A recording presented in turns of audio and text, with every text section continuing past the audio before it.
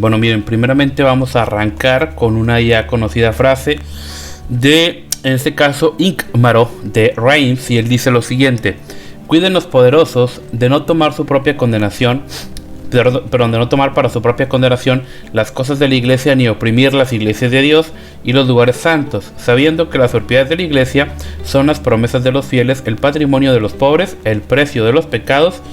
Es lo que comenta aquí esta frase. Y vamos a ver lo que vendría siendo primero este tema, que es el régimen o bajo el régimen de los carolingios. Ya hablamos un poquito acerca de el contexto, dónde estábamos ahorita en esta cuestión. En este caso, pues si se fijan, dejamos de hablar en el occidente cuando pues el Papa León III, acaba de nombrar a Carlomagno emperador. Y pues por así decirlo, en este momento podemos un punto muy interesante, y es de que el papado se pone por encima del poder civil. En este punto el papado se le sube, por así decirlo, el poder, y ya no depende del oriente. Recordemos que antes, para que un papa pues fuera papa, tenía que haber sido nombrado, tenía que tener la autorización de, en su momento, el emperador de Oriente, del Imperio Bizantino. Pero pues en este momento vemos que pues no, ya eso pues cada vez va quedando más en el pasado, y vemos como el poder, por así decirlo, ya lo empieza a ostentar más la iglesia, y este poder pues a final de cuentas lo terminó corrompiendo todo. ¿Ok? A final de cuentas esto terminó corrompiendo pues lo que vendría siendo a la iglesia. Y pues este daño también, vemos que hasta nuestros días se ve presente, en el cual pues podemos observar claramente que pues el catolicismo siempre ha sido una corriente que siempre ha buscado o ha intentado ostentar el poder político. ¿Ok? O sea, siempre es parte de su naturaleza, es parte de su ADN, ¿verdad? Por así decirlo, siempre estar en bien, o siempre tratar de buscar este poder político. Por ejemplo, hace poco el Papa Francisco, el que yo nada cariñosamente le digo, el Papa comunista, pues en este caso se reunió con Alberto Fernández, que él es el presidente de Argentina. Es un presidente que a final de cuentas es por aborto, es por ideología de género. Es una persona que pues está, ¿cómo se dice? Pues está entregada, por así decirlo, todo ese tema de la agenda globalista. Y el Papa pues se reúne muy felizmente con él. El Papa no debería ser un líder político. El Papa debería ser un líder espiritual solamente. Y en este caso, pues ahora sí podemos ver de que pues si al Papa le importara mucho pues su iglesia o la fe cristiana, oye, pues sabes que si Alberto Fernández se considera católico, pues sabes que Alberto está excomulgado. O sea, ya no eres parte de la iglesia. Sabes que Joe Biden estás excomulgado. ¿Ok? Entonces, pues aquí podemos ver claramente la corriente ideológica que sigue la iglesia. O en su momento la iglesia católica ahí anduvo insistiéndole a España que nos reconquistara, por así decirlo. En su momento la iglesia jugó mucho con el tema de los bandos. Por eso se ganó tanto odio por parte de muchos revolucionarios, ¿verdad?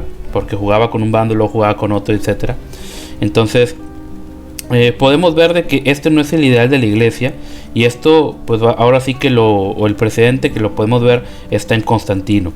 Entonces otro punto también es de que vemos que el Imperio de Oriente pierde su poder, cada vez se hace menos poderoso, cada vez pierde su influencia, y entre eso en el Oriente el poder político estaba ligado al religioso. Es decir, el poder político, los emperadores dominaban, por así decirlo, sobre la iglesia, y en el occidente quienes dominaban pues era el poder religioso, que en este caso era la iglesia, por encima del poder político. Y aquí me gustaría platicarles otro punto muy importante, porque que vendría siendo, primeramente vendría siendo el tema de los merovingios. Recordemos que el Imperio Romano se cayó. Y pues quien lo sustituyó, ¿cómo se dice? El Imperio Romano se cayó en Occidente, y en esta ocasión pues podemos ver de que pues se levantan algunos reinos, pues no podríamos decir propiamente paganos, porque pues no todos eran entre comillas paganos, había muchos arrianos y demás, pero concretamente el antecesor de los merovingios, pues él sí se adhiere, por así decirlo, a ¿cómo llamarlo? Se adhiere al credo niceno, por así decirlo, para pues empezar a tener más poder, ¿ok? O para ganarse la simpatía de los súbditos, porque recordemos que la mayoría de los súbditos pues estaban en la parte de, ¿cómo decirlo? La mayoría de los súbditos pues eran nicenos, ¿verdad? Entonces, para congraciarse con la iglesia, en este caso pues el primer rey merovingio, en este caso, pues ahora sí que vemos de que él se adhiere, por así decirlo, a la fe nicena, que en este caso pues fue Childerico, ¿verdad? Se llamó Childerico I. Y pues en este caso podemos ver de que pues bueno, cuando él muere, él le empieza a dividir el reino a sus hijos, y pues en este caso vemos que también pues ellos ya traen costumbres muy, vamos a llamarlo así, paganas, por así decirlo, porque era muy común que en ese momento, pues ahora sí, si tú conquistabas algo, cuando morías, pues el reino absoluto no era hereditario, sino que usualmente se dividía entre los hijos. Y vemos que pues esta costumbre sigue, por así decirlo, entre los merovingios, ¿verdad? Entonces, también es muy común de que en esta ocasión pues vemos de que, ¿cómo se dice? Cuando se sucede esta división, vemos que también los merovingios siguen trayendo muchas ideas paganas. Por ejemplo, era muy común que los reyes paganos los enterraran con oro, con joyas, etcétera. Y pues ahora sí que continúan con esta idea. Es por eso que hoy en día se dice que pues incluso en la parte del sur de Francia hay muchos lugares donde muy posiblemente haya tesoros enterrados que pues al final de cuentas no no se han encontrado, debido a que pues sí hay oro, hay joyas y demás en cuanto a reinos paganos, en cuanto a reyes paganos enterrados ahí, pero pues ahí se puede ver, ¿verdad? Ahí se puede ver esta corriente, vaya, por así decirlo. Ahí se puede ver esta idea de paganizarlo, ¿verdad? Porque vemos que las conversiones en muchos de los casos pues no se dieron muy legítimas, ¿verdad? O sea, fueron muy cuestionables en este aspecto. Entonces, lo cierto es de que cuando este rey, que se convierte al cristianismo ortodoxo, se bautiza en Reims en el año 496, pues ahora sí que él toma el apoyo, o le empiezan a dar apoyo a la aristocracia, la iglesia y demás. Y pues cuando él muere, pues ahora sí que se divide en el reino entre que fue el rey Clotardo I, que fue rey de Soissons, que después pues fue Reims, y pues después de los francos, Childeberto I, que fue rey de París, Clodomiro, que fue rey de Orleans. Bueno, de ahí viene justamente porque en Estados Unidos hay una Nueva Orleans. Si alguno se preguntaba si hubo una vieja Orleans, bueno, aquí está, es Orleans allá en Europa. Y pues también tenemos a Teodorico I, que fue pues también rey de cierta parte, de cierta sección de lo que incluía Reims. Entonces el reino en su momento se dividió en 4, que fue Austrasia, Neustrasia, Burgundia y Aquitania, ¿sí? Entonces vemos aquí cómo se está dividiendo. Se fijan, es parte de España, Francia, parte de Alemania, etcétera, ¿verdad? Entonces podemos ver cómo se dividen. Que ojo, hay una historia muy interesante acerca de París, porque París es uno de los personajes que aparece en la Ilíada de Homero, un troyano. Y de hecho fíjense que el emblema de París es justamente un tipo de barco troyano que va arribando, ¿verdad? Y según sostienen algunas antiguas tradiciones, lo que hoy es París fue una ciudad fundada en su momento por los antiguos troyanos, que pues huyeron, por así decirlo, o se vieron obligados a escapar cuando los griegos, vaya, les ganan, por así decirlo, la batalla. Lo cierto es de que se creyó por mucho tiempo de que que esta idea, por así decirlo, que este relato de la guerra de Troya era nada más una leyenda, que era nada más algo, una fantasía, pero de hecho se encontraron las ruinas de la ciudad de Troya, entonces fue real. Ojo que todos esos temas de la mitología y que los dioses intervinieron y demás, ya no lo podemos asegurar, obviamente, pero en este caso pues sí podemos ver de que sí existió, efectivamente sí existió la ciudad de Troya. Hay muchos indicios de que pudiera tener relación con París en esta cuestión, pero bueno, eso ya lo dejamos para otra ocasión. También podemos ver otro punto importante aquí, y es de que cuando estos 4 reinos surgen, pues empiezan a pelear, o sea, como todo, o sea, se empiezan a pelear, se empiezan empieza el conflicto, empiezan a ver quién obtiene todo el poder, y esto lo vamos a ir viendo una y otra vez, ¿ok? O sea, en el aspecto de que tenemos reyes, entre comillas, cristianos, pero pues empiezan a pelear entre ellos, empiezan a matar entre ellos en la búsqueda de poder. Y realmente pareciera que no están conformes, porque surge un rey, crea un reino grande, se lo divide entre los hijos se empiezan a pelear, caen en decadencia, y pues desgraciadamente vemos como esto es una y otra vez la misma, ¿cómo decirlo? Es la misma historia, vaya, desgraciadamente. Entonces pues sí es algo lamentable ver ese tipo de situaciones que pues van a ir ocurriendo una y otra vez. Hasta que llegó un punto, no vamos a ahondar mucho en los reinos merovingios. Lo cierto es de que después de este periodo se empieza a conocer, o se les empieza a llamar a estos reyes como los reyes holgazanes, ¿ok? Los reyes holgazanes, en el sentido de que pues sí, fueron reyes muy flojos, o sea, fueron reyes muy pusilánimes, fueron reyes muy ineficientes, muy ineptos, y realmente quienes empezaron, por así decirlo, a usurpar el poder, bueno, no a usurpar, a tomarlo, a hacerse cargo, fueron sus mismos mayordomos. Sus mayordomos empezaron a hacerse cargo del poder político, hasta que llegó un punto en el que los reyes eran títeres prácticamente, ¿sí? Y de hecho también llegó un punto en el que, pues, y esto lo vamos a ver un poquito más adelante.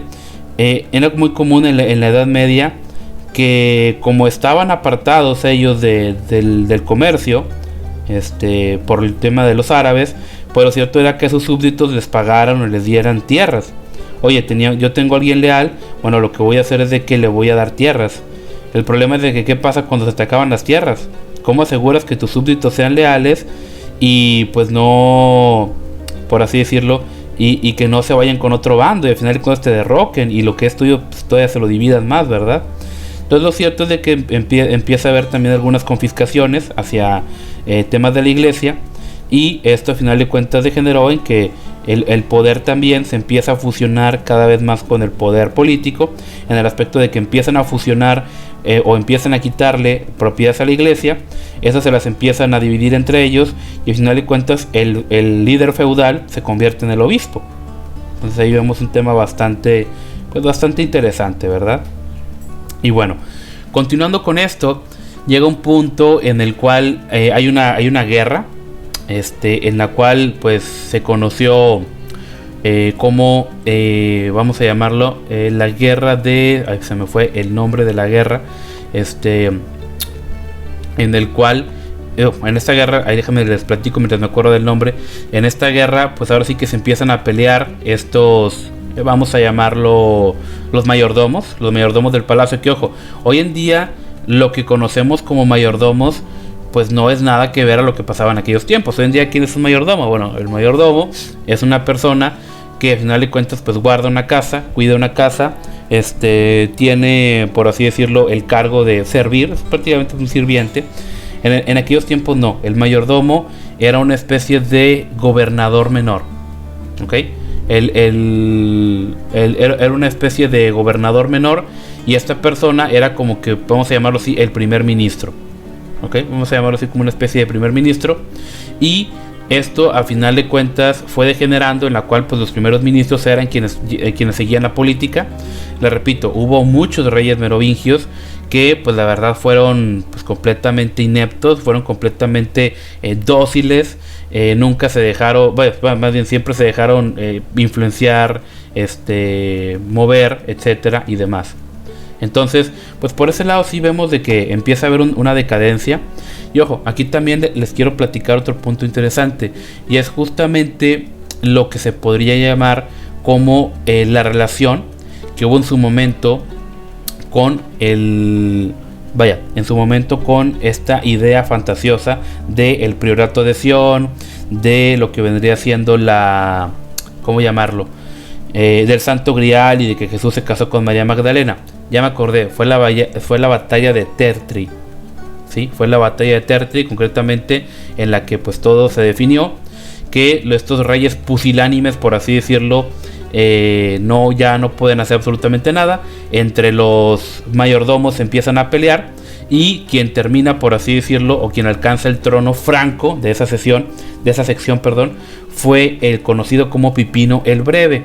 Pipino el Breve pone a su hijo Carlos Martel, que era ilegítimo, y este individuo pues al final de cuentas se consolida en el poder, y de este Carlos Martel viene lo que vendría siendo pues la línea carolingia. O sea, de él vendría ya la línea de Carlomagno, ¿verdad? Que ahorita vamos a platicar de él, todavía no llegamos a Carlomagno.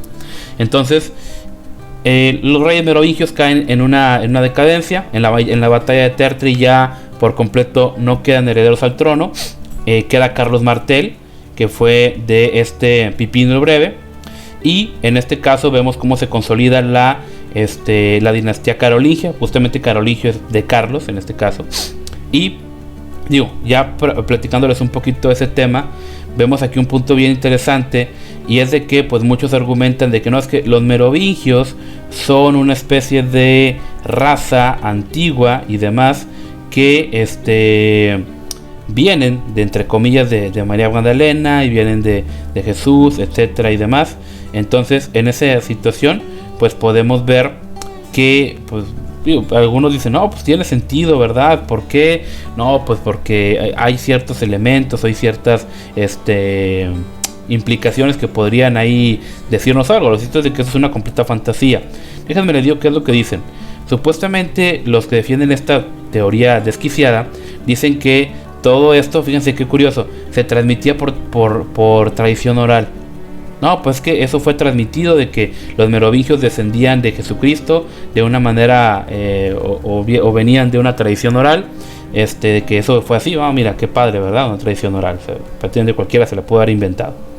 Entonces, después vemos otro punto muy importante, en el cual dice, no, pues viniendo de una tradición oral, esta, por así decirlo, esta tradición o esta idea, en su momento ¿cómo decirlo?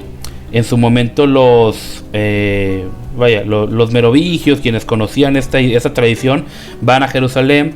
Ellos fundan la Orden de los Templarios y encuentran registros en Jerusalén en la cual dice que sí, que efectivamente ellos fueron parte, por así decirlo, de la raza de Jesús. Repito, esto no tiene ninguna, ¿cómo se dice? Esto no tiene ninguna razón de ser. Para empezar, porque en Jerusalén ya no había ninguno de estos registros. O sea, realmente los apóstoles en su momento vemos, y el cristianismo en general, se separan del judaísmo allá por el año 70, ya cuando cae Jerusalén en manos de los romanos. Y lo cierto es de que la iglesia de Jerusalén no se preocupó, por así decirlo, por andar guardando ningún artefacto y ningún elemento que correspondiera a Jesucristo. Esto, históricamente hablando, pues nunca fue así. Lo que sí podemos asegurar históricamente hablando es de que la iglesia siempre salvaguardaba los manuscritos. Eso era lo más importante, eso era lo más relevante, no ningún artefacto que en su momento usara Jesucristo. Y también otro punto importante es de que todo esto es completamente moderno, o sea, todo esto es completamente inventado. Concretamente viene de un libro llamado El Enigma Sagrado de Pierre Plantard, y este individuo, pues él escribe todo esto. Entonces él dice, algunos de los elementos que él protege o de que él comenta, es de que hay una sociedad secreta llamada el Priorato de Sion, que tiene una historia. Hasta eso, el tipo es medio responsable en ese tema histórico, porque dice que el Priorato de Sion empieza en el año 1099, y que hay grandes maestres como Leonardo da Vinci, Víctor Hugo, Jean Cocteau. Entonces que esta sociedad secreta crea a los caballeros templarios, y que al final de cuentas esta dinastía está dedicada a la instalación de la dinastía merovingia, que pues bueno, gobernó a los francos del 457 al 751. Que repito, o sea, no tiene ningún sentido esto, porque vaya, simplemente si la dinastía merovingia hubiera sido tan importante, hubiera sido tan interesante, hubiera sido tan relevante, pues para empezar, no hubieran llegado el periodo de tiempo que se les conoce como los reyes holgazanes. O sea, llega un punto en el cual estos reyes ya eran unos completos incompetentes, unos completos ineptos. Que ojo, esto lo podemos ver a lo largo no solamente de toda la Edad Media, sino que lo podemos ver a lo largo de un gran periodo histórico, ¿verdad? O sea, tenemos reyes incompetentes, tenemos reyes faltos, por así decirlo, de capacidad y demás. Y pues podemos ver de que con este argumento podríamos tratar a mucha de esta gente que pues hoy en día sigue obsesionada con el tema de la monarquía. No sé si lo sabían, pero hoy en día hay mucha gente, sobre todo católicos modernos, bueno, entre comillas modernos, que están muy felices o están muy contentos con la idea de una monarquía, porque pues tal pareciera que estos individuos les gustaría volver a la Edad Media, o les gustaría volver a un periodo de oscurantismo y violencia religiosa. Y en cierto sentido los entiendes, porque el catolicismo ahorita está sufriendo una crisis tremenda.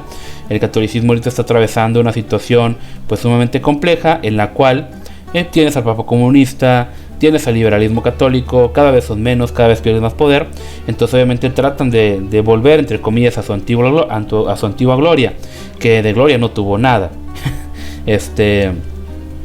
O si la tuvo en su momento, no fue gracias a eso, fue a pesar de eso. Entonces, bueno, no vamos a enfocarnos en ese tema, pero nada más se los comento por ahí. También este individuo trata acerca de lo que se conoce como pues el Santo Grial, que es esta línea de sangre, etcétera. Y justamente él incorpora un elemento, o reivindica un elemento antisemita, que pues fue conocido como el Protocolo de los Sabios de Sion. El Protocolo de los Sabios de Sion es una completa farsa. O sea, fue un manuscrito que se inventó la policía rusa allá entre el siglo XIX y el siglo XX para culpar a los judíos de todos los problemas que pues en su momento había en Rusia. Lo sabes que hay problemas en Rusia, vamos a echar la culpa a los judíos porque son diferentes, porque piensan diferente, etcétera. Entonces pues sí, vamos a echarle la culpa a los judíos, y se inventan un libro llamado Los Protocolos de los Sabios de Sion, el cual dice que los judíos van a establecer una especie de gobierno mundial para controlar y para destruir a la cristiandad. Que muchos dicen, no, es que es cierto, hay una entidad sionista mundial, etcétera. Lo cierto es de que eso es una completa farsa, porque por ejemplo Associated Press, que es una, entre comillas, asociación periodística de George Soros, que ojo, Soros entre comillas es judío, pero esta organización se la pasa criticando y atacando a Israel. La ONU se la pasa criticando y emitiendo decretos en contra de Israel, a pesar de que pues tienes regímenes musulmanes ahí al lado, pues mucho más sangrientos o mucho más violentos, y a ellos no les dice absolutamente nada. ¿Ok? Entonces, bueno, es alguno de estos puntos que reivindica. Entonces vamos a hacer lo siguiente. Ya entramos en Carlomagno, cae la dinastía merovingia, entra Carlomagno concretamente, y Carlomagno en esa situación pues vemos de que la cristiandad estaba en alguna especie de alguna especie de crisis, ¿verdad? ¿Por qué? Porque por un lado Europa había sido sitiada por los árabes. Lo cierto es de que cuando llega Carlomagno, cuando es coronado, que él se empieza a unifica el reino de los francos, pues lo cierto es de que las islas británicas quedaban fuera del alcance de los musulmanes, algunos rincones, algunos pedacitos de España que se habían replegado, y pues realmente casi toda la cristiandad estaba en manos de Carlomagno. Por eso el Papa lo coronó emperador, por razones políticas, ¿sí? También lo cierto es de que Carlomagno no solamente se encargó, por así decirlo, de oponerse o de enfrentarse a los árabes, sino que también empieza a conquistar a los que en su momento se conocieron como los sajones y los frisones. Déjenme les digo, los sajones y los frisones estaban en este lado. Aquí está Frisia, aquí está Sajonia. Esos son los britanos sajones, que en su momento después llegarían los daneses y los empezarían a conquistar, que fueron conocidos como los vikingos. Pero bueno, no vamos a hablar de eso ahorita. Entonces llegan en su momento Carlomagno y empieza a conquistar a los sajones y los frisones. Que ojo, en su momento no lo hace porque Carlomagno malvado quería oprimirlos. Lo cierto es de que ellos nunca habían sido, vamos a usar una palabra, ellos nunca habían sido romanizados. ¿Ok? ¿En qué sentido de romanizados? De que en el sentido de que pues nunca habían sido influenciados por la cultura romana y por ende no eran cristianos, ¿ok? Vemos que en su momento ¿cómo llamarlo? En su momento pues los reyes bárbaros que quedan cuando se desmorona el Imperio Romano, pues sí, son cristianos, son malos cristianos, ¿ok? Entonces, en esta ocasión, pues también podemos ver que pues ellos siendo paganos, siendo de religiones así medio extrañas, medio panteístas y demás, pues ellos empiezan a atacar, empiezan a saquear. Ellos era muy común que llegaran, saquearan, mataran, saqueaban las aldeas, iglesias, monasterios y luego llegaban con todas esas riquezas pues a sus bosques. Y ya en los bosques pues era difícil atraparlos porque pues, realmente era muy complicado. Si tú llevas un ejército a un bosque, de hecho es lo que en su momento hicieron los germanos, en lo que hoy es Alemania con los romanos. Por eso nunca los pudieron, entre comillas, romanizar, porque los ejércitos romanos era muy común que pelearan en campo abierto. Por eso fueron también tan exitosos en el norte de África y en Asia Menor. Ellos peleaban en campo abierto, peleaban uno al lado del otro, y de hecho había una formación muy especial que se conoce como el testudo. El testudo era una formación romana que emulaba una tortuga o a un caparazón de tortuga.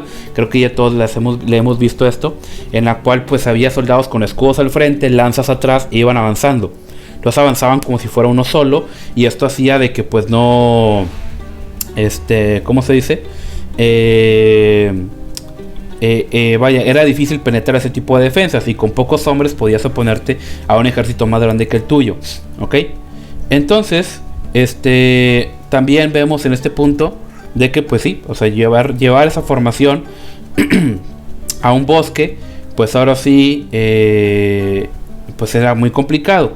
Pero en el año 772 Carlomagno los empieza a invadir y pues tiene éxito, y penetró hasta lo que se conoció como un sector que se llamaba Irminsul, y él destruye un tronco que era el ídolo principal de los sajones, y empieza a convertirlos, empieza a cristianizarlos, por así decirlo, ¿ok? Porque en su momento Carlomagno dice, bueno, los bárbaros son unos salvajes, eso es cierto. Los bárbaros son unos desquiciados, son unos locos, por así decirlo. Pero, pues a final de cuentas, si yo les destruyo su religión, pues ellos se van a volver dóciles, ¿verdad? Que ojo, es lo que muchos han criticado en su momento también del cristianismo, ¿sí?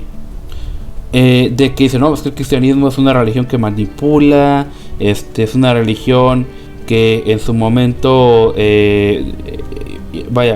manipula, domina, hace cosas que pues no son muy óptimas y demás, y gran parte de eso se facilita en la dominación mediante la fe.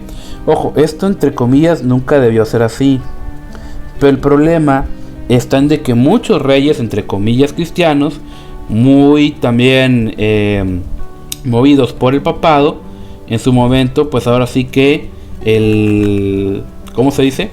En su momento, pues sí fueron influenciados por el papado para que cayeran en ese tipo de trampas. De hecho, pues a los indígenas así los dominaban, ¿verdad? En la Edad Media también así dominaban, ¿verdad? De que no, cómo tú te vas a oponer al poder de Dios y de la iglesia, etcétera y demás, y mugrero, ¿verdad? Entonces, pues aquí vemos un gran problema en el cual sí hubo ese tipo de excesos, pero nunca fueron el ideal de Dios, sino que todo lo contrario, fueron la exageración y fueron la manipulación de una institución sumamente corrupta que, pues gracias a Dios, ahorita cada día pierde más y más poder.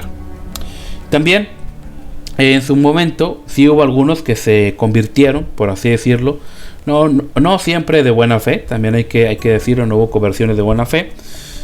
Y lo cierto es de que cuando Carlomagno los conquista y en su momento, ¿saben qué? Pues yo los voy a empezar a convertir, empieza a mandarles misioneros, les empieza a mandar misioneros y pues al parecer empieza a haber cierta éxito, hasta que en su momento Carlomagno marcha a Italia a pelear con los lombardos y ya peleando con los lombardos, estos individuos, pues los sajones empiezan a sublevar nuevamente. Se empiezan a sublevar nuevamente y pues ahora sí que Carlomagno se ve obligado, por así decirlo, a volver y volverlos otra vez a reconquistar, por así decirlo. Mataron a los misioneros, hicieron ahí mucho mugrero, por así decirlo, y lo cierto es de que vuelve a aplastarlos y convoca a una asamblea general en lo que se conocería, en su momento fue Paderborn, y los sajones aparentemente estaban pacificados, pero Carlomagno lo que hace es de que los organiza eclesialmente, arma diócesis, abadías, que en su momento se van a encargar de cristianizarlo, ¿ok? Entonces, también en su momento Carlomagno estaba en Paderborn y pues se le presenta la oportunidad de ir a invadir España, y concretamente uno de los jefes musulmanes de ese país le pidió ayuda en su rebelión contra el que fuera Abderramán I, que gobernaba ese país desde Córdoba. Entonces el rey Franco deja a los sajones, sabes que pues ya se pacificaron, ya todo tranquilo, y entonces él se va a lo que vendría siendo España a conquistarlos, ¿verdad? Y en ese momento va a España, divide su ejército en dos, cruzan los Pirineos por lugares distintos y toman Barcelona, toman Huesca, toman Gerona, y los ejércitos se encuentran frente a Zaragoza, que entre comillas esta ciudad iba a ser el centro de rebelión contra Abderramán, pero Zaragoza misteriosamente no les abre las puertas. Entonces lo que Carlomagno empieza a pensar es de que, ¿sabes qué? Parece que esto es una trampa, o pareciera que fuimos traicionados, ¿sí? Entonces mientras Carlomagno estaba ahí pensando de que, oye, pues qué pasó, me convocaron para pedirme ayuda en contra de otro líder musulmán, pero ¿por qué no me abren las puertas? Vengo a ayudar. Entonces en lo que estaba ya averiguando, llega lo que vendría siendo una noticia de que los sajones se habían vuelto a sublevar, ¿sí? Bajo el mando de otro caudillo, de otro jefe rebelde llamado Vide V. Entonces Carlomagno se regresa a Francia y en esta ocasión pues su retaguardia, que estaba a mando de Roldán, fue aniquilada por los vascos cuando cruzan Roncesvalles. O sea, sí, efectivamente era una trampa, ¿ok? Entonces el rey, pues a pesar de que sí su retaguardia sufrió, el rey lo que hace es de que marcha a través de sus propios dominios y llegó pues inesperadamente rápido a Sajonia y ahoga la rebelión. Ojo, yo se lo estoy platicando así bien por encimita, porque la verdad es de que fueron conquistas muy sangrientas, fueron conquistas muy horribles, hubo mucha violencia, hubo muchas matanzas, o sea, la verdad estuvo muy terrible, vaya, esa situación. Y lo cierto es de que en el año 782 estalla una nueva sublevación. Y ¿sabes qué? Carlomagno ya se hartó. Y ¿sabes qué? Hasta ahorita he sido diplomático. Hasta ahorita he sido, ¿cómo llamarlo? Una persona misericordiosa. Pero en este punto ya estoy harto. En este punto ya estoy harto. Ya basta. Voy a implementar otra política y va a ser sangre. Entonces lo cierto es de que él envía sus tropas, y lo cierto es de que Vide V había escapado a Escandinavia, y pues el rey de los francos empieza a castigar a los sajones, y en Verdun, ¿sí? En su momento mata a más de 4000. Entonces esta matanza hizo que muchos sajones aún más se alzaran contra Carlomagno. Entonces los sajones y los francos ellos estaban conscientes de que esa era la última rebelión. O sea, es decir, en este punto ellos estaban conscientes de que esto era lo definitivo, era el triunfo o la derrota de tanto de los francos o de los sajones, ¿verdad? Entonces, lo que pasa es de que en el 782 los frisones, que entre comillas eran aliados de los sajones, se rinden, ¿sí? Recordemos que eran sajones y los frisones. Entonces ellos se rinden ante los francos y pues ellos empiezan a aceptar el bautismo y se apartan de la pelea. Después, un año después, Videquinto, este líder bárbaro, y sus jefes pues uno a uno se van rindiendo hasta que aceptan el cristianismo. Y cuando ellos se bautizaron, eso ya marcó el fin de las revueltas de los sajones, ¿ok? Lo cierto es de que, fíjense, aquí vemos un punto muy importante y es la parte del bautismo, ¿ok? ¿Por qué les digo esto? Porque tanto los frisones como los sajones veían en el bautismo un rito en el cual pues tú te consagrabas, tú te enlazabas a pues lo que vendría siendo otro dios. Entonces ellos pensaban de que hay una relación estrecha entre el bautismo, la rebelión y la supresión, ¿sí? Que funcionó. Por eso rápidamente en España, pero los españoles llegaron bautizando indígenas, porque sabían de que esta era una manera muy hábil de manipulación y de control, ¿ok? Y por eso hoy en día los indígenas son fervientemente católicos y también son muy ignorantes, parte de las políticas coloniales que en su momento pues impuso España, ¿sí?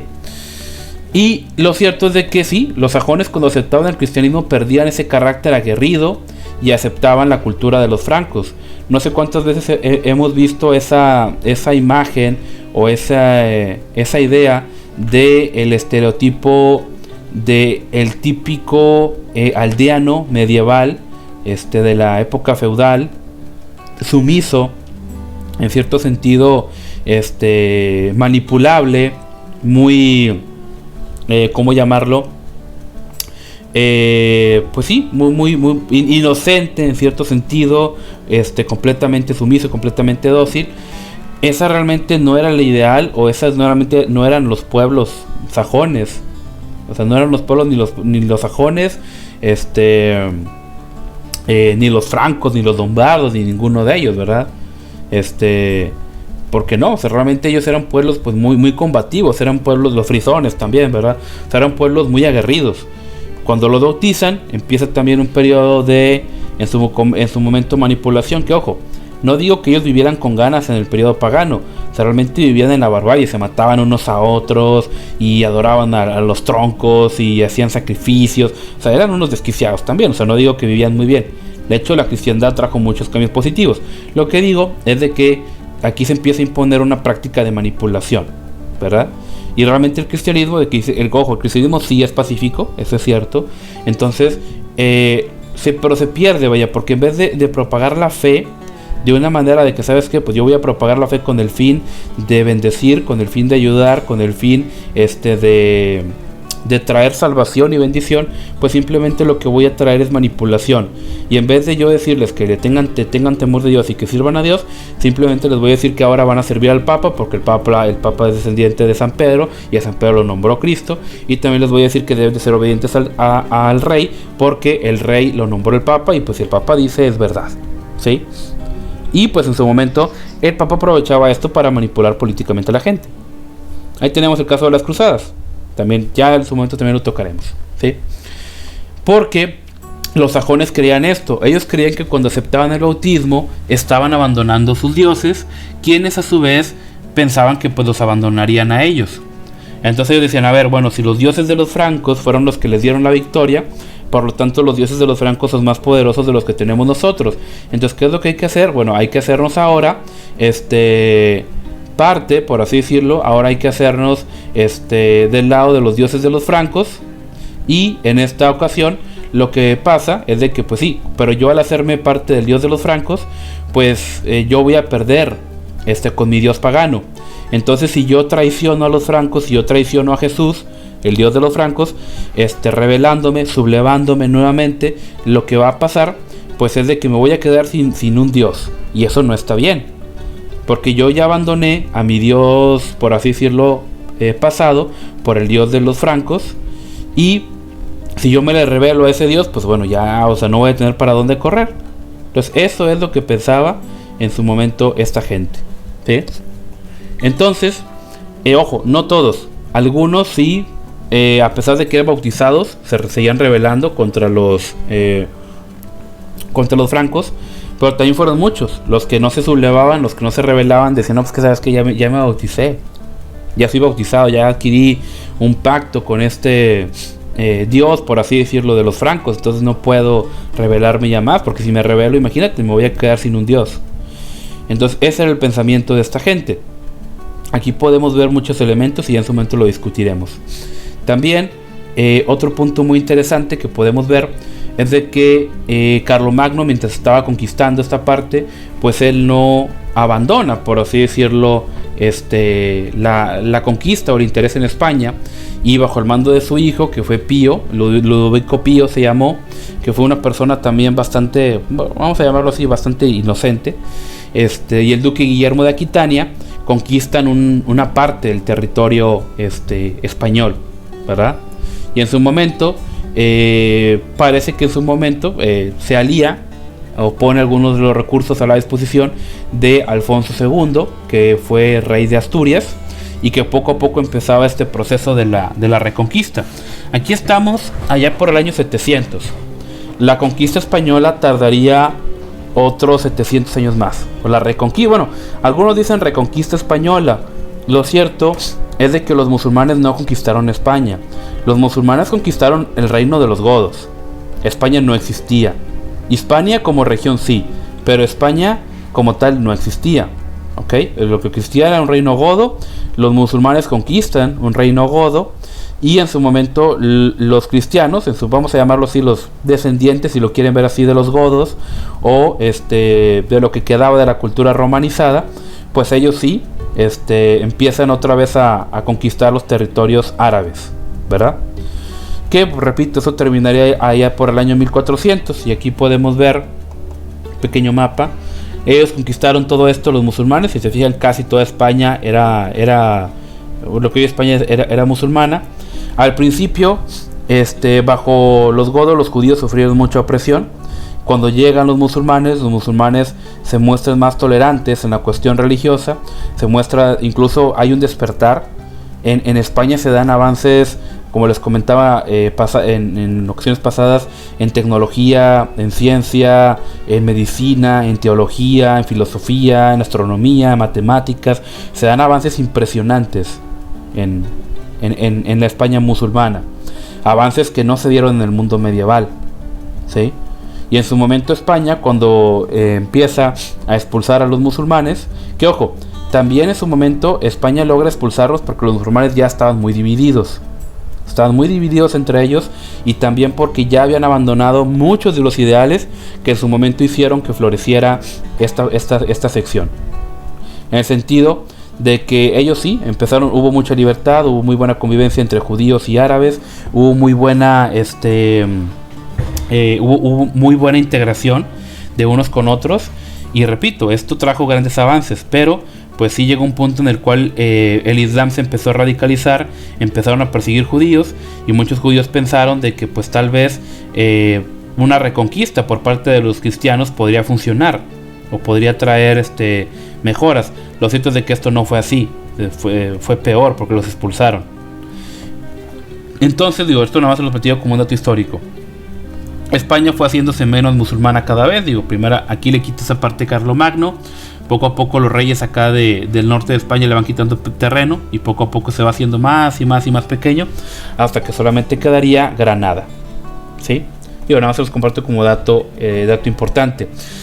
Pero el emperador, Carlomagno, no solamente se sentía con la idea, no solamente se sentía con la capacidad de gobernar, por así decirlo, políticamente, sino que quería gobernar también el tema eclesial, ¿sí? Entonces Carlomagno dice, ¿sabes qué? Soy el emperador, yo debo de gobernar también sobre temas eclesiales, que repito, esto es un grave error. O sea, nunca se debe mezclar el poder político con el poder religioso. Eso tiene que ser siempre aparte. Entonces lo que él hace es de que antes los obispos, si se acordarán, pues eran elegidos, por así decirlo. Antes los obispos eran nombrados por el clero y en muchos de los casos por el pueblo. Ahí tenemos a Ambrosio de Milán, que la gente lo eligió simplemente aclamándolo, siendo que pues él no tenía la capacidad, no tenía la, vamos a llamarlo así, ni la interés. Para empezar, creo que ni era cristiano. Entonces, bueno, más bien ni era cristiano, no creo, efectivamente no era cristiano. Entonces, pues podemos ver que casos así se dan muy lamentables, ¿verdad? Y también podemos ver que Carlomagno sigue esta política y dice, no, sabes que pues ya ahora en adelante yo voy a nombrar a el clero, a los obispos, ¿verdad? Ya no va a ser la gente, ya no va a ser el mismo clero quien los nombre, sino voy a ser yo. Y lo cierto es de que cada obispo pues era, por así decirlo, responsable ante el rey, y la función de los arzobispos en su momento fue más un honor que una autoridad, porque eso no tenía ningún poder. Un arzobispo era de adorno, era un florero prácticamente. ¿Ok? Ya después llegaría Ludovico Pío, el próximo rey, y los arzobispos pues en su momento comenzarían a adquirir cada vez más y más poder, que se volverían señores feudales prácticamente. También hay otros casos, ¿verdad? Como por ejemplo Carlomagno legisla acerca de la vida de la iglesia. Entonces él incluye el descanso dominical obligatorio, la imposición del diezmo como si fuera un impuesto, y el mandato de predicar sencillamente y en lengua del pueblo. Aquí podríamos entretenernos en varias cosas. Por ejemplo, el descanso dominical obligatorio, eso sí obviamente fue algo muy bueno. El tema del diezmo es cuestionable, porque el tema del diezmo tiene que ser voluntario, ¿sí? El tema del diezmo siempre tiene que ser voluntario, o sea, no puedes obligar a alguien a hacerlo, y mucho menos como un impuesto, ¿sí? O sea, no, esto es algo que no se debe de hacer, ¿sí? Entonces, también tenemos el punto de el predicar sencillamente en lengua del pueblo. Lo cierto es de que esto pues no se dio, ¿sí? O sea, en su momento Carlomagno dice, sí, hay que predicar por así decirlo, hay que predicar en la lengua del pueblo, sencillamente, no en latín. Pero vemos cómo obviamente pues esto no funcionó, ¿verdad? Esto no funcionó porque la Iglesia Católica en su momento impuso de que sabes que se debe enseñar en latín, ¿sí? Se debe enseñar en latín, etcétera, aunque la gente no hable latín, aunque la gente no entienda nada, pues simplemente porque pues es necesario, y lo decimos nosotros, y porque el latín es la lengua sagrada, y ya, así se acabó, ¿sí? Cuando Carlomagno estableció que no, y en su momento fue una de las peleas que hubo en la Reforma, ¿sí? En su momento la Reforma dice que, por así decirlo, hay que predicar en la lengua del pueblo, y la Iglesia Católica se opuso. No sería hasta el Concilio Vaticano II cuando ya esto se cambió, que es muy reciente, es el siglo XX apenas, ¿sí? Entonces vamos a hacer lo siguiente. En su momento también Carlomagno reforma los monasterios, porque pues como ya lo sabemos, los monasterios se habían fundado, ya lo vimos en su momento, bueno, lo conversamos. En su momento vimos como Benito se funda la orden benedictina, y pues ahora sí que Benito de Nurcia concretamente, pues él lo que hace es de que establece un estilo de monasterio más civilizado que los monaquistas de Oriente. Pero ya esto se corrompe, y pues los monjes ya, o más bien la vida monástica, ya solamente consistía en hacerte rico, en hacerte poderoso, y Carlomagno empieza a reformar esto, ¿sí?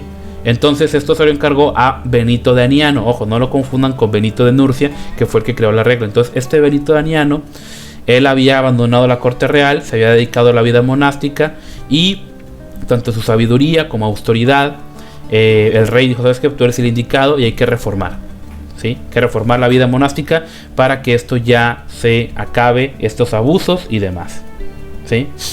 Al mismo tiempo Carlomagno también se ocupa de lo que vendría siendo que florezcan las letras, es decir, él reforma la escuela palatina, y que ojo, esa escuela existía desde los tiempos de los merovingios, y lo que él hace es de que funda una escuela para que puedan ir no solamente sus hijos, sino los hijos de los nobles, de la corte, el propio rey, etc. Entonces Carlomagno trajo al diácono Alcuino de York, que pues había conocido en Italia, lo lleva allá al reino de los francos y pues por así decirlo, él llevó al reino de los francos la sabiduría o el conocimiento que se había conservado en los monasterios británicos, porque ojo, gracias a esto gracias a los monjes, gracias a los monasterios también en muchos de los casos se puede ver de que hubo una buena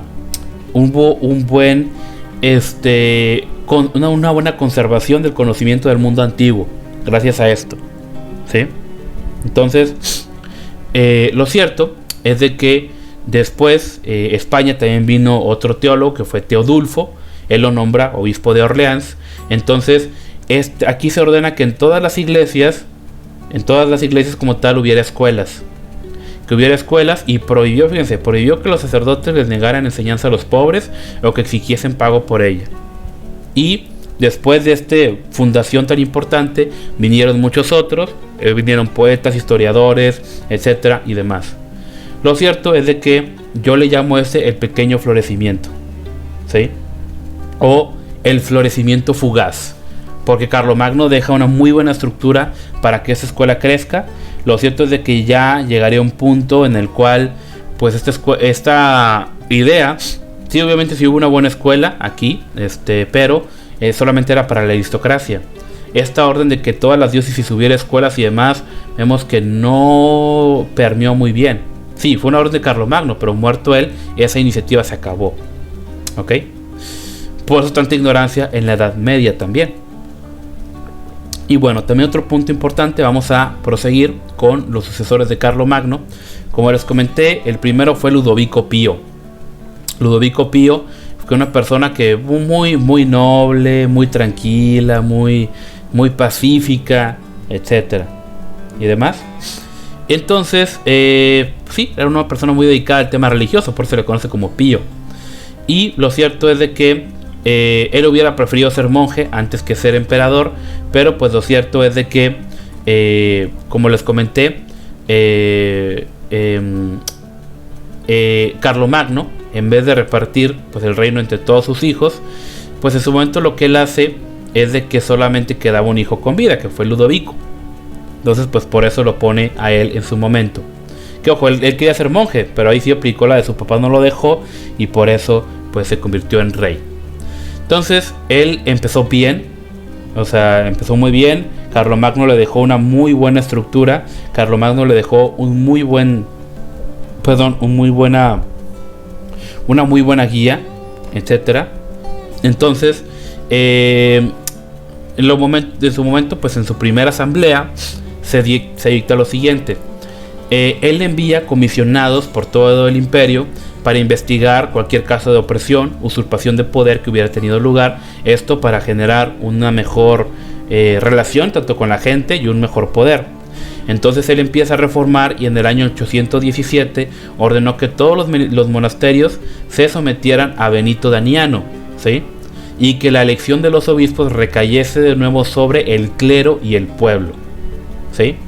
En su momento, Carlomagno había impulsado esta reforma de que fuera él quien los nombrara para tener sometida a la iglesia, ¿sí? Y Ludovico se lo regresa en su momento otra vez a la iglesia, ¿sí? Entonces en esta misma dieta o en esta misma asamblea se prohíbe que todo clérigo empiece a ostentar lujo. Por ejemplo, cinturones con piedras preciosas, espuelas de oro, la propiedad eclesiástica queda fuera de la jurisdicción de los nobles, etc. Y el diezmo, además de ser obligatorio, se dividiría en 3 porciones. Una sería del clero y 2 a los pobres. Esto está con ganas, ¿verdad? Pero pues no se aplicó, sino porque hubo tanta pobreza en la Edad Media.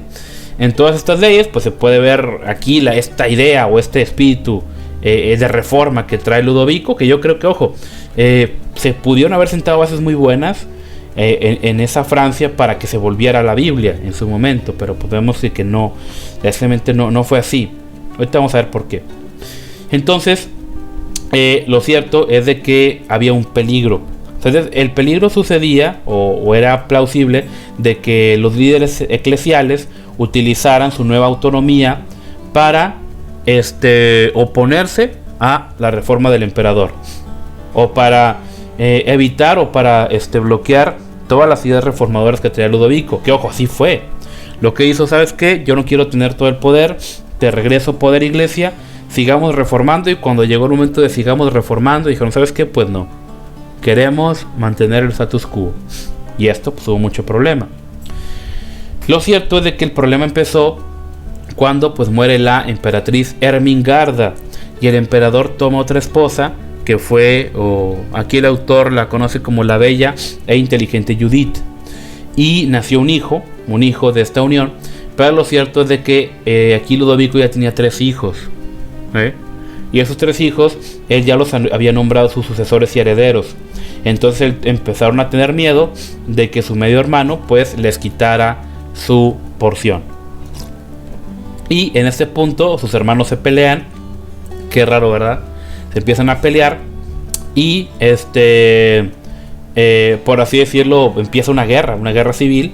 Y con esta guerra civil vemos como todo este esplendor en su momento del reino carolingio, del imperio carolingio, pues se va siendo cada vez más pequeño, ¿verdad? Cada vez va menguando más. Hubo guerra y en el año 843 lo que en su momento había sido de Carlomagno y de Ludovico Pío se dividió en 4. Lotario tomó el título imperial en Italia y un terreno entre Alemania y Francia. Luis, otro de Ermengarda, obtuvo Alemania, y Francia le tocó a Carlos el Calvo, el hijo de Judith. De hecho, algunos conocen a Ludovico Pío como Luis I, nada más ahí para que lo tengan en mente. Después, el viejo imperio, pues acá ya se empieza a decaer, o sea, lo que fundó Carlomagno ya se empieza una decadencia. Ya el título imperial era más una, vamos a llamarlo así, una formalidad.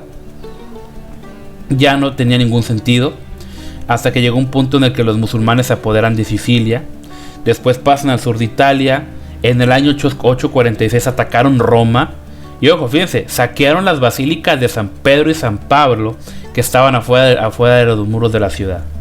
Entonces, oye, ¿qué pasó con el emperador? ¿Dónde está el emperador, sucesor de Carlomagno? ¿Sí?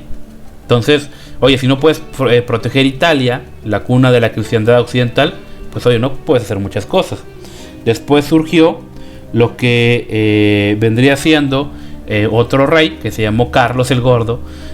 Y este individuo, pues a pesar de este apodo, empieza a unir el imperio, y lo cierto es de que pues esa unidad fue efímera, porque él murió en el año 887, y cuando él muere, pues ahora sí podría decirse que se murió o se acabó lo último que quedó de la gloria carolingia, desgraciadamente, ¿sí? Después, en este periodo hubo guerras fratricidas, guerras civiles, herencias disputadas, reyes de opuestos, restaurados, etc.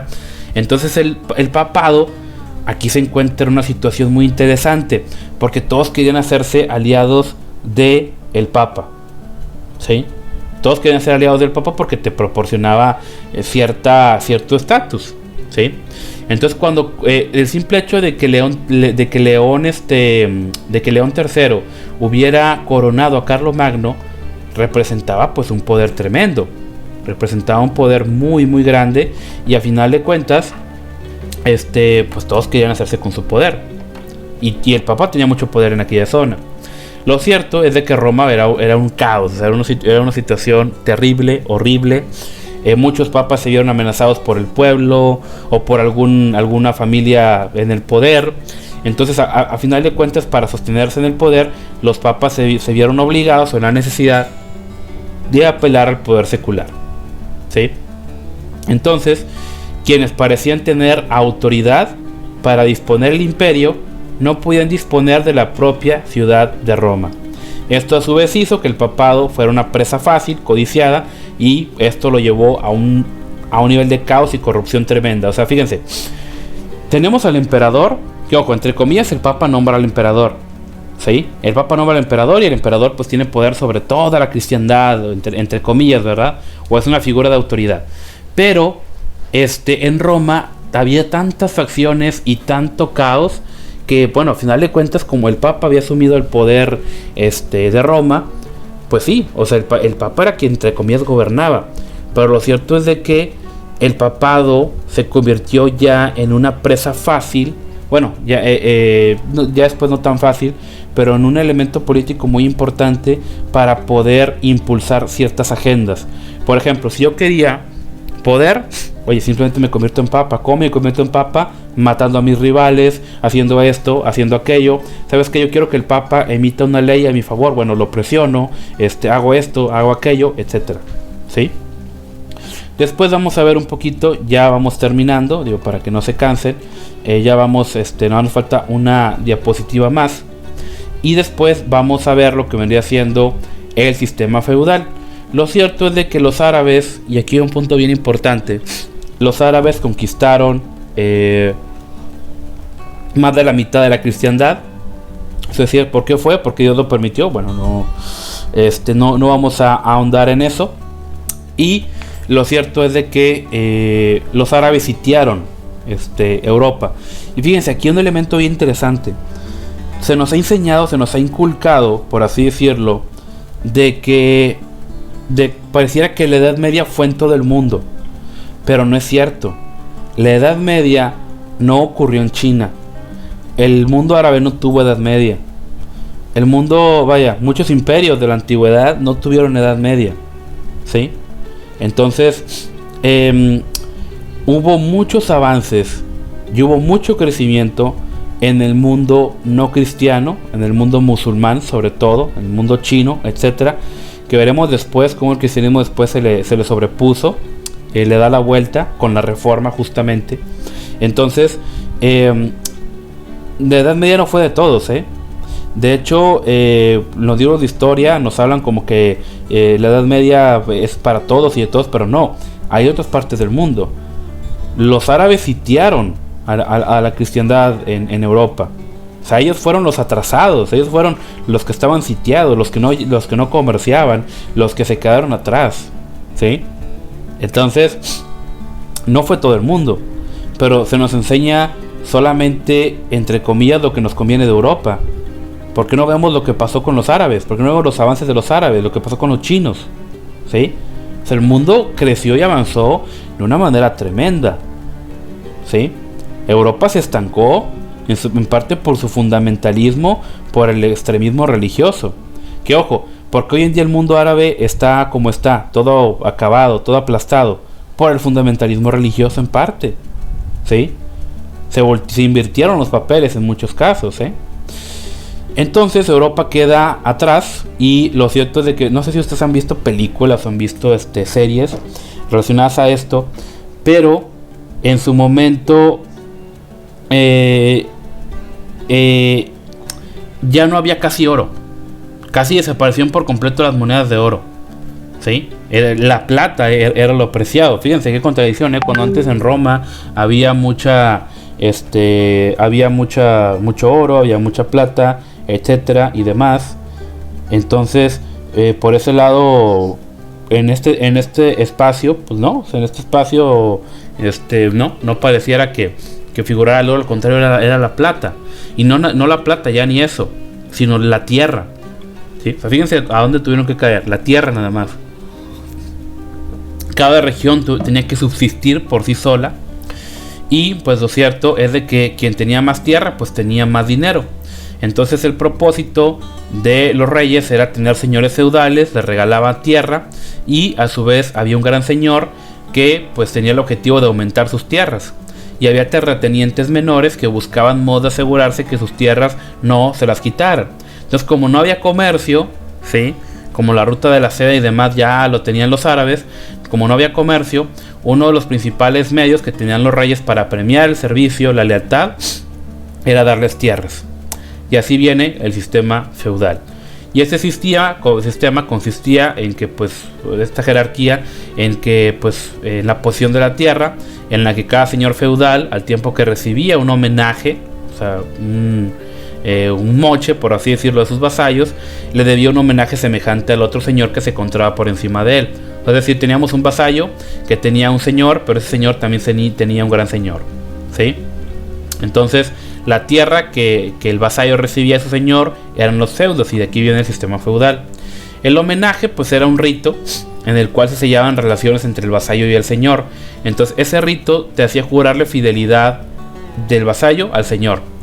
Entonces lo cierto es de que el señor se comprometía o le daba un puñado de tierra, que significaba de que le iba a dar tierras, o a veces le daba un báculo o un anillo si era un obispo, porque ojo, también los obispos eran, por así decirlo, señores feudales en su momento, porque ellos controlaban parte de la iglesia y ellos controlaban tierras. Y lo cierto es de que la relación entre el vasallo y su señor al principio no era hereditaria. O sea, al morir una de las partes, el contrato pues expiraba y era necesario hacer otro contrato o otro homenaje. Entonces, cuando tu señor moría, el vasallo quedaba libre de sus obligaciones para con su señor, si también faltaba sus obligaciones de algún modo. Por ejemplo, hay una guerra, me están atacando, si mi señor feudal no me defiende, bueno, yo tengo la obligación de apoyarlo a él, ¿sí? Y demás. Un señor feudal no tiene la obligación de defender a su, vamos a llamarlo así, a su vasallo, si no era leal, ¿sí? Después vemos, por así decirlo, de que esto se va degenerando cada vez más en la cuestión de que, como había uniones entre familias, también había varios homenajes, por así decirlo. O sea, es decir, había vasallos que le debían homenaje a varios señores, o estaban aliados con varios. Entonces, ¿sabes qué? Pues no te puedo obedecer, no te puedo ayudar, porque ya me comprometí con otro. Entonces esto fragmentó la política y la economía en Europa occidental y trajo una decadencia en las monarquías muy muy terrible, que pues muy difícilmente podían ejercer su autoridad. De hecho, en la Edad Media el rey, más que ser amo y señor, era pues ya casi que un, vamos a llamarlo así, era casi que un aliado poderoso, ¿sí? Porque ojo, entre comillas los vasallos le debían lealtad al rey, pero entre ellos también había muchos ardides y había muchas conspiraciones. También lo cierto es de que los obispos ya en ese tiempo no se podían casar, eso ya lo sabíamos. Sus feudos no pasaban a sus hijos, y en el caso de otros señores feudales, pues lo cierto es de que llegaron poco a poco a obtener muchas extensiones de tierra, y pues ahora sí que miles de vasallos. O sea, había obispos que tenían miles de vasallos, Entonces, lo cierto es de que en la sucesión en cargos eclesiásticos, pues sí se volvió de gran importancia política, ¿sí?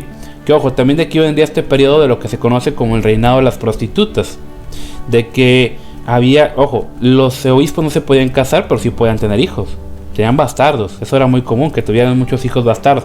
Hasta los papas tuvieron hijos bastardos, por ese sentido. Y pues desgraciadamente todo esto degeneró en el punto pues en el que ¿sabes qué? Yo tengo un hijo bastardo, quiero dejarle herencia. ¿Qué es lo que hago? Me aseguro de que ese hijo bastardo pues llegue al trono a final de cuentas. Bueno, no al trono, a la posición feudal, ¿sí?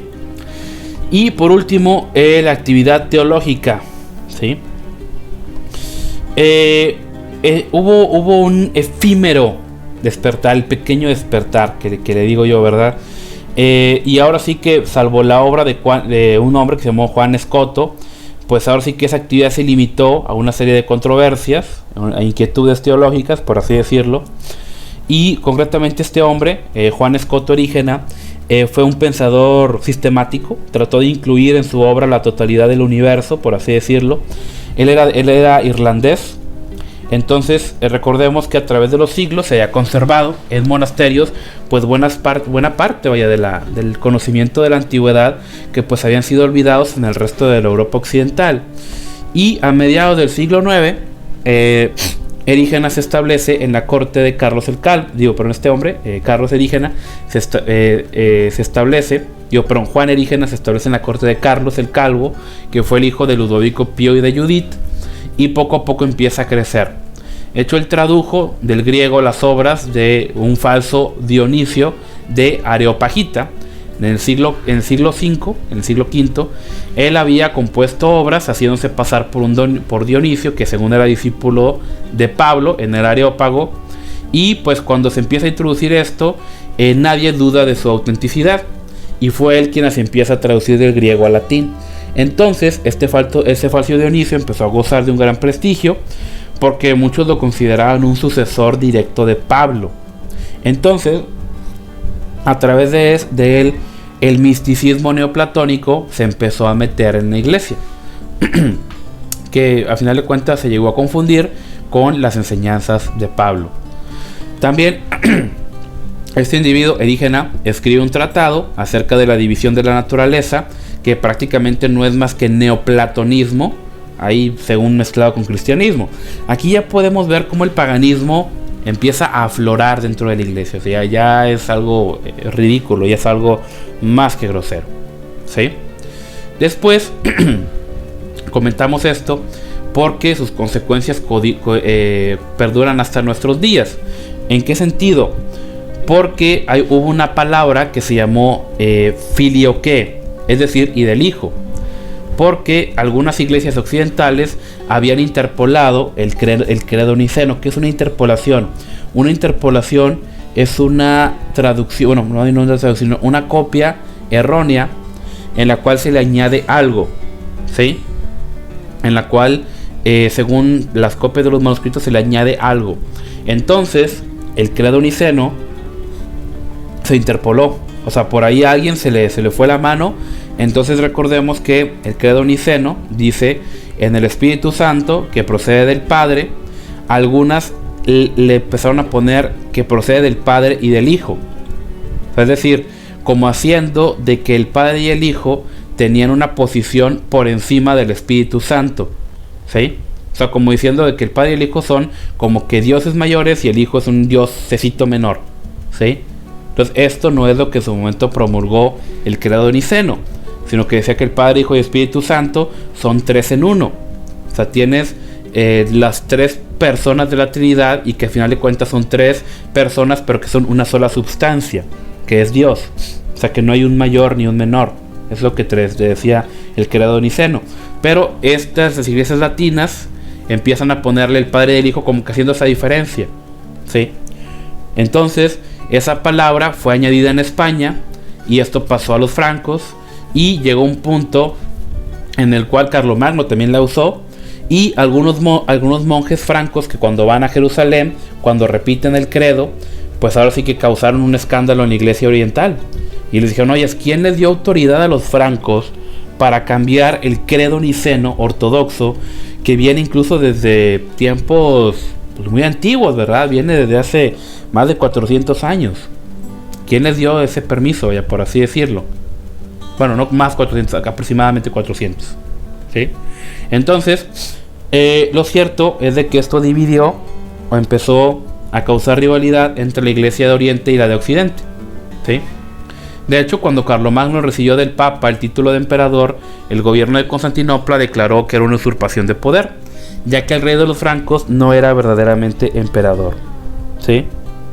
Entonces, por un lado, los francos dijeron o afirmaron que la negación del filioque era herejía, y por su parte los bizantinos respondieron que eran herejes quienes osaban cambiar el credo. O sea, los dos se acusaron de herejes, ¿verdad? Qué raro, ¿verdad? En las iglesias occidentales que todos se acusaban de herejes. Pero bueno, continuemos. El Papa, en su momento, oye, pues que el Papa resuelva esto. Oye, Papa, ¿quién está bien, los francos o los bizantinos?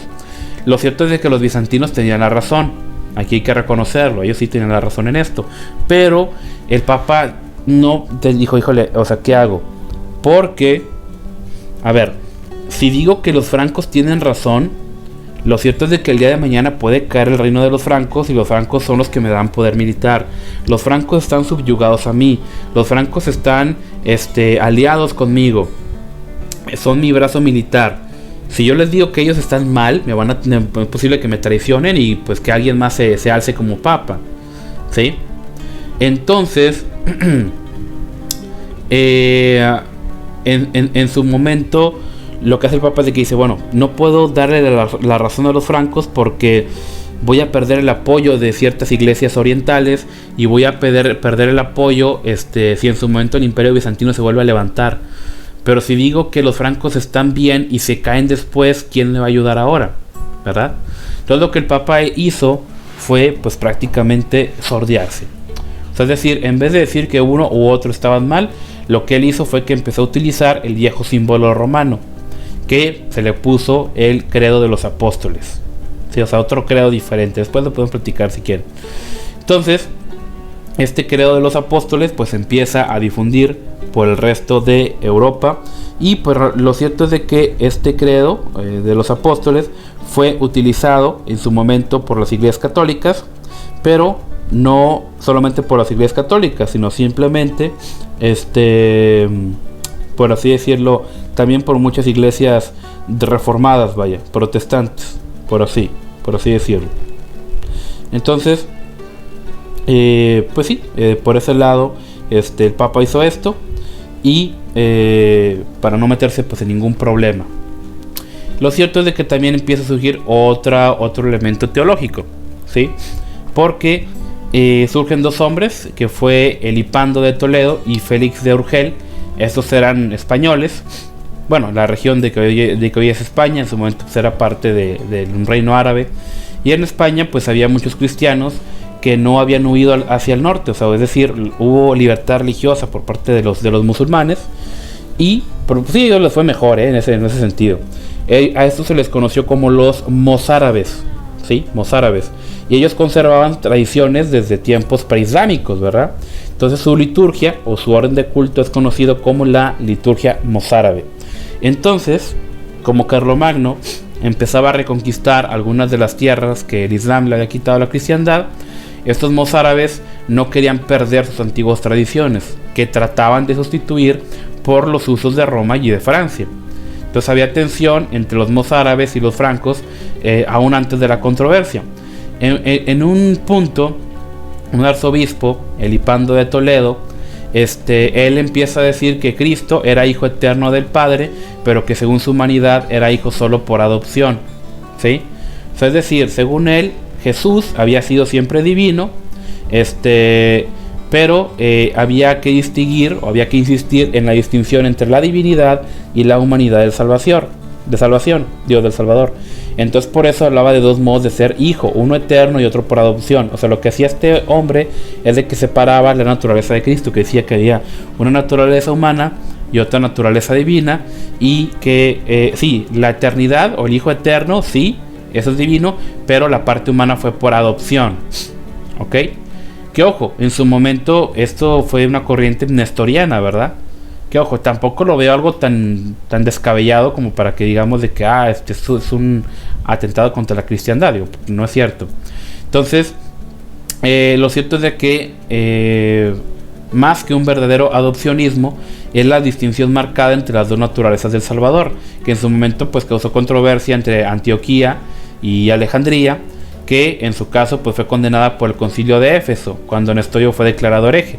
Digo, ¿quién entiendo esto? Porque si hablamos de Jesucristo, o si hablamos de la esencia, por así decirlo, de Jesucristo, vemos de que Él siempre fue Dios. Pero Jesucristo corpóreamente empezó a existir a través de que nació de María. Entonces, desde mi punto de vista, yo creo que debemos dejarlo así.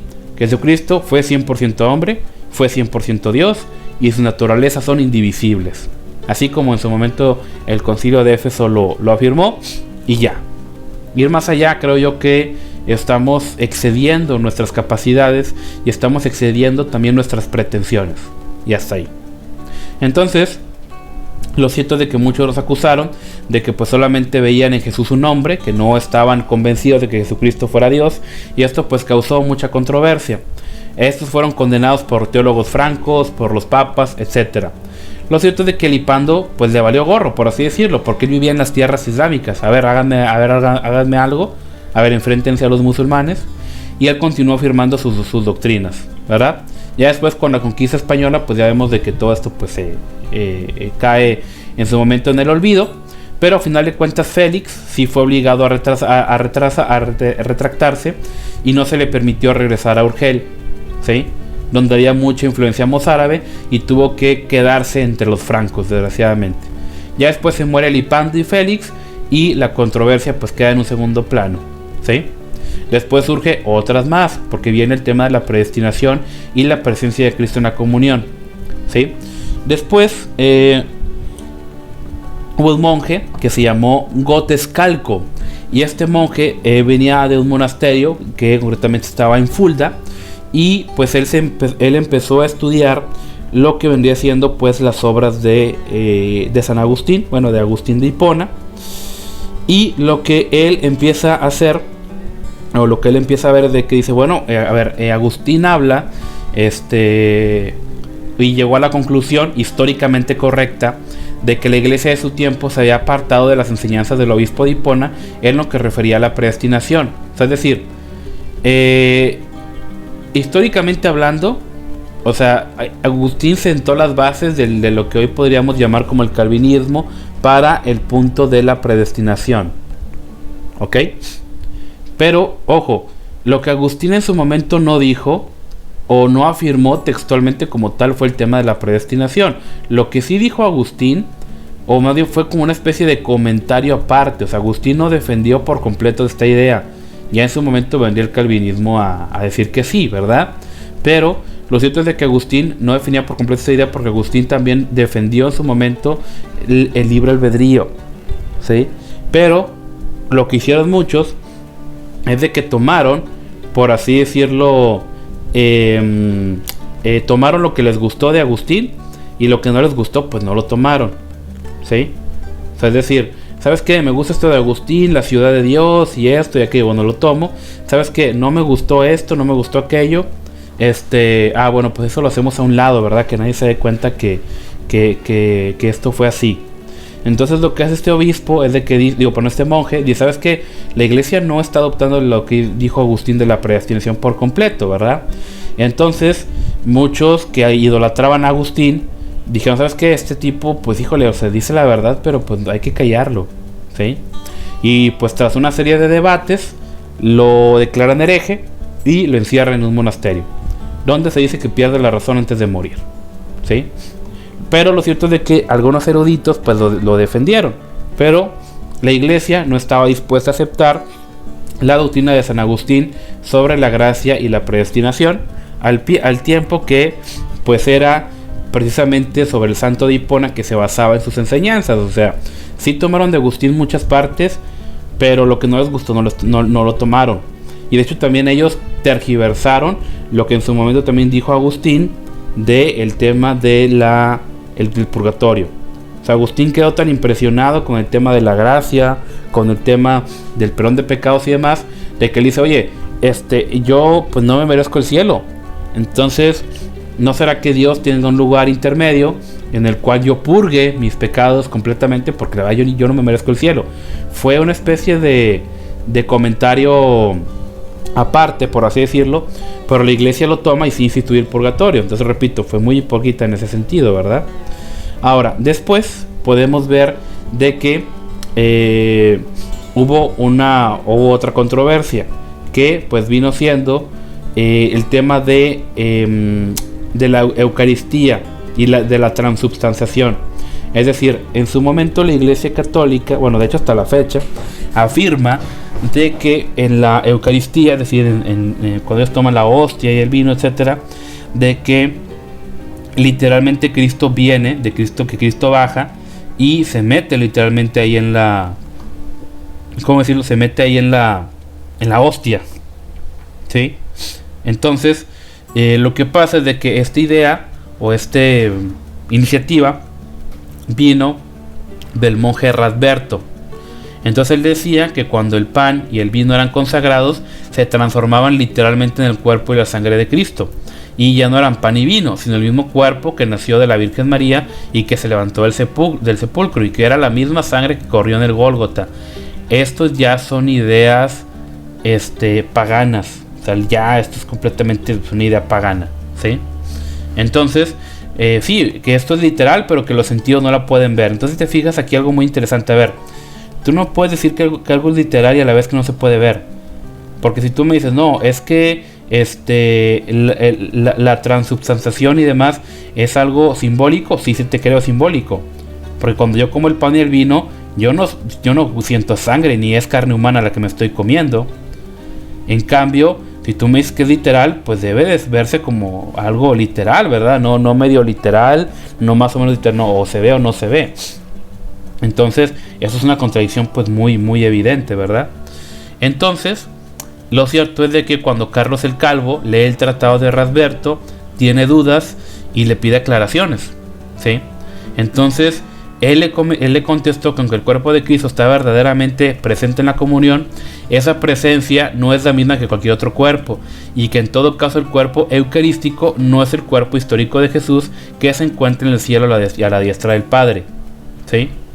Entonces, fíjense, aquí vemos mucha contradicción y vemos muchos elementos aquí interesantes, ¿verdad?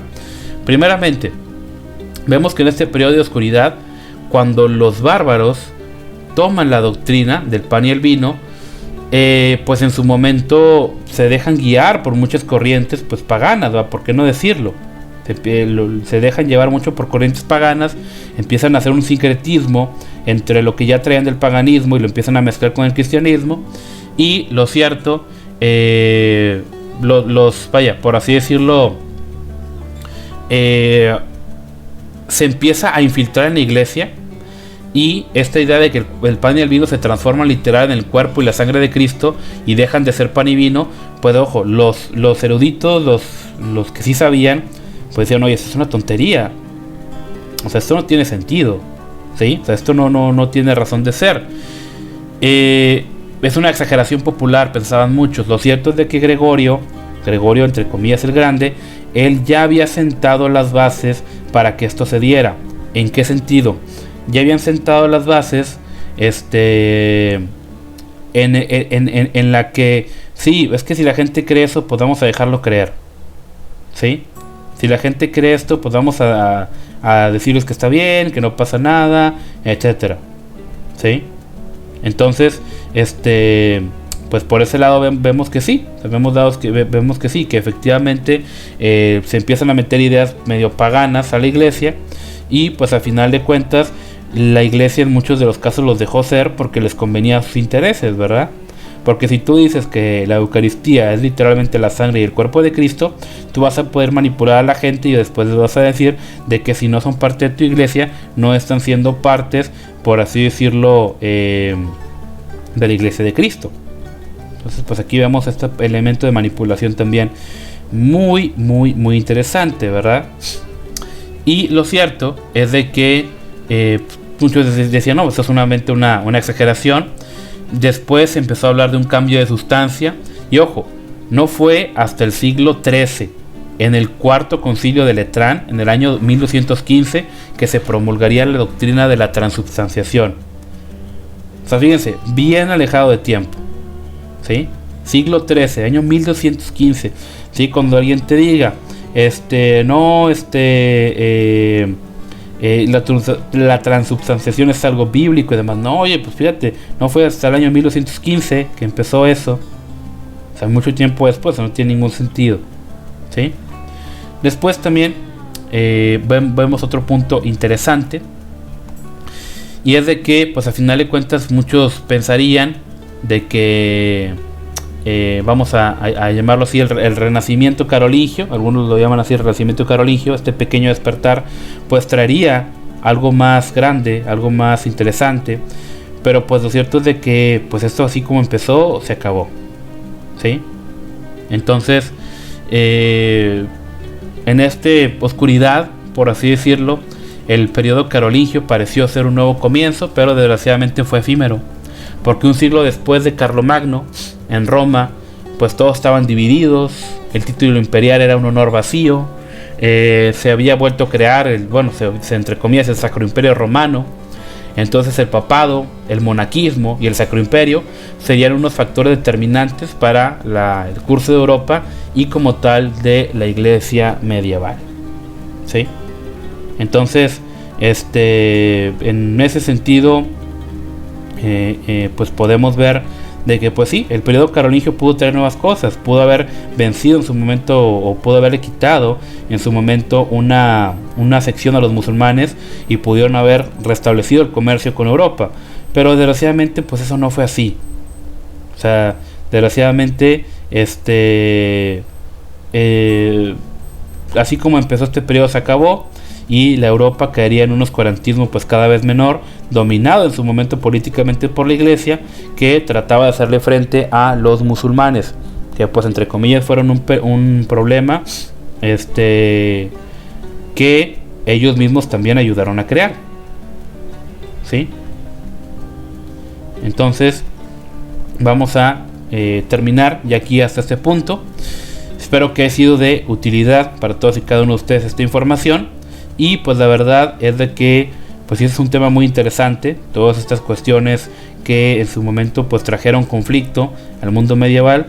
Después tendremos una sección un poquito más especial para platicar bien de estos temas, porque pues realmente esta edad sí se le podría conocer como la edad oscura, algunos le dicen así, pero realmente también hay algunas exageraciones y algunos mitos de la Edad Media. O sea, no todo fue tal cual, también hubo algunos avances, sí hubo muchas cosas malas, eso también hay que reconocerlo, pero hubo alguna que otro elemento positivo, ¿ok? Y pues bueno, vamos a hacer lo siguiente, así vamos a quedar, hasta aquí terminamos. Les encargo mucho que estudien la siguiente parte, que fue la Iglesia de Oriente después de las conquistas árabes, que empieza en la página 409. Jóvenes, mi deseo es de que Dios los bendiga y nos vemos en el culto.